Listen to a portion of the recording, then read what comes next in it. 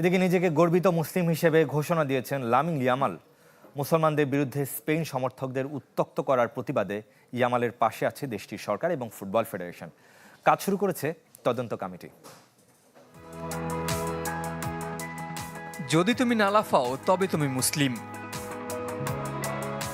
প্রতিপক্ষ মিশরের দর্শকদের খেপাতে এমন কোরাসে মেতেছিল স্পেনের সমর্থকরা, কিন্তু তা উস্কে দিয়েছে বিতর্ক। খেপিয়ে তুলেছে খোদ স্পেনেরই ফুটবলার লামিন ইয়ামালকে, যিনি নিজেও একজন মুসলমান।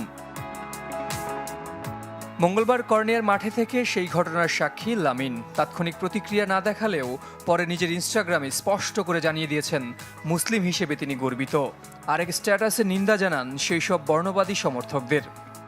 জানি এটা আমাকে নয়, প্রতিপক্ষ দলকে উদ্দেশ্য করে বলা হয়েছে, কিন্তু একজন মুসলমান হিসেবে এটা আমার জন্য অসম্মানজনক ও অগ্রহণযোগ্য। স্টেডিয়ামে ধর্মকে নিয়ে ঠাট্টা করা আপনাকে অজ্ঞ ও বর্ণবাদী হিসেবে উপস্থাপন করে। বিষয়টা ভালোভাবে নেয়নি রয়্যাল স্প্যানিশ ফুটবল ফেডারেশন ও দেশটির সরকার। এরই মধ্যে তদন্তে নেমেছে পুলিশ।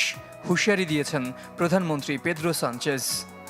কর্নিয়ার ঘটনা অগ্রহণযোগ্য এবং তা আর কখনো হতে দেওয়া উচিত নয়। আমরা এক অসভ্য সংখ্যালঘু গোষ্ঠীকে স্পেনের মতো বহুতত্ত্ববাদী ও সহনশীল দেশের বাস্তবতাকে কলঙ্কিত করতে দিতে পারি না, যার মধ্যে আমাদের জাতীয় দল ও এর সমর্থকরাও অন্তর্ভুক্ত।